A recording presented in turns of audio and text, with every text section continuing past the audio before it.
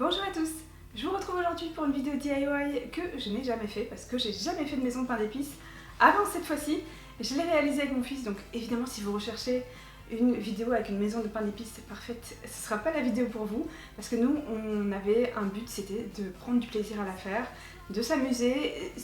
On avait aussi un autre but, c'était qu'elle tienne, voilà, que les murs tiennent un petit peu quand même. L'objectif est entièrement rempli puisque notre maison tient, on a passé un très bon moment, c'était vraiment très chouette. Je vous laisse tout de suite avec la vidéo, je vous fais d'énormes bisous, passez de merveilleuses fêtes si vous fêtez Noël et on se retrouve en 2017. Gros bisous, ciao.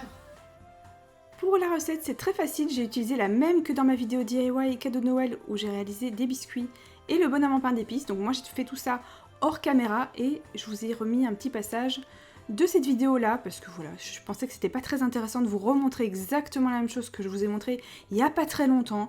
Donc voilà, j'ai fait ça avec mon fils hors caméra.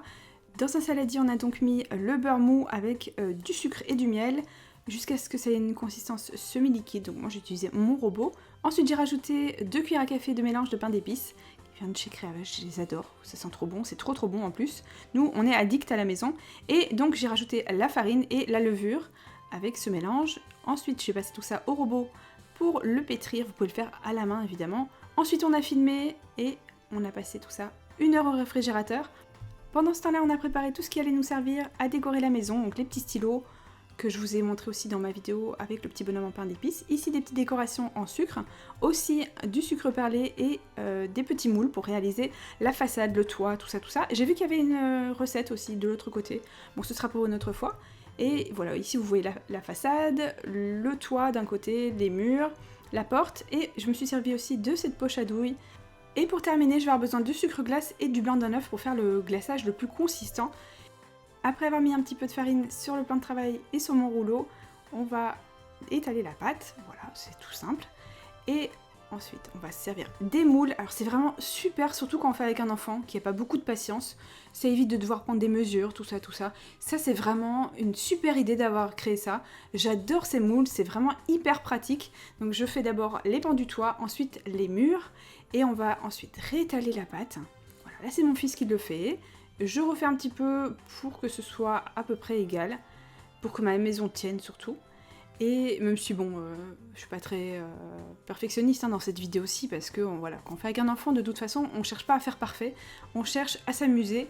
Et j'ai fait donc les façades, ensuite la petite porte.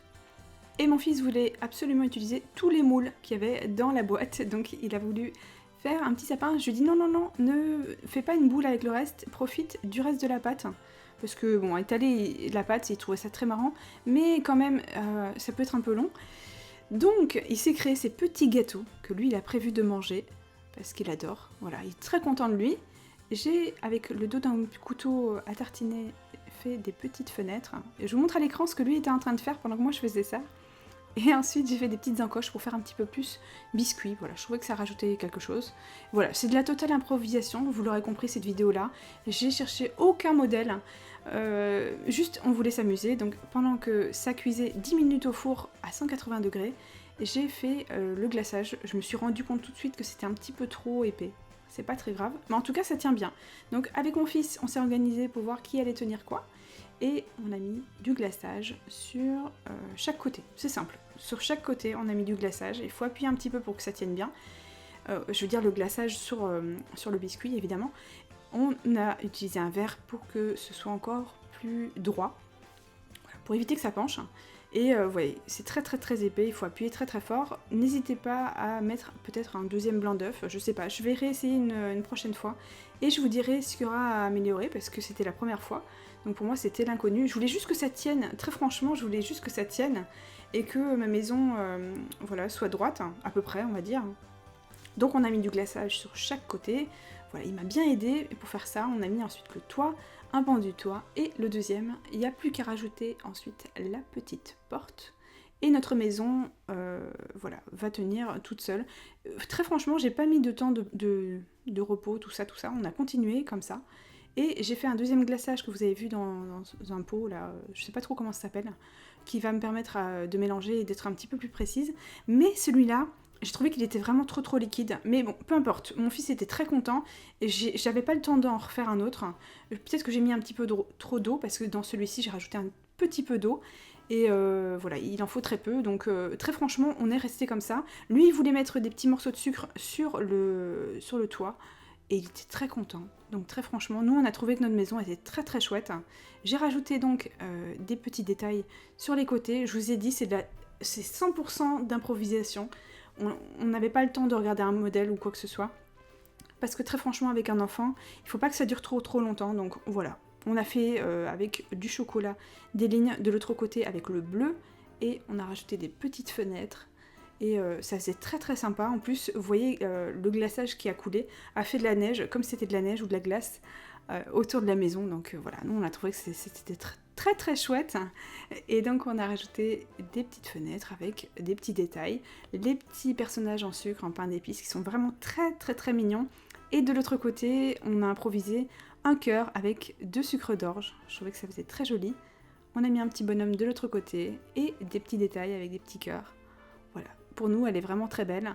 Évidemment, on n'est pas dans la perfection comme je vous disais, de toute façon quand on fait avec un enfant. On cherche juste à s'amuser. Je pense aussi que j'aurais peut-être dû passer un petit peu plus de temps au niveau de la consistance du glaçage. Peut-être la maîtriser un petit peu plus pour pouvoir créer des dessins. Ce sera à voir pour l'année prochaine. En tout cas, cette année, c'était la première fois qu'on faisait et le glaçage et la maison. On est très contents de nous, elle nous plaît beaucoup. Et j'espère que cette vidéo vous a plu. Si c'est le cas, n'hésitez pas à mettre un like et à vous abonner si ce n'est pas déjà fait. Je vous souhaite de merveilleuses fêtes, je vous fais d'énormes bisous. Et si jamais vous avez besoin d'idées de DIY et de cadeaux de Noël de dernière minute, n'hésitez pas à aller les voir. J'en ai fait 2 cette année que vous pouvez voir sur l'écran. Et j'en ai fait 2 l'année dernière. Et puis de toute façon, il y a plein de vidéos DIY sur la chaîne. Je vous fais d'énormes bisous et je vous dis à bientôt. Ciao!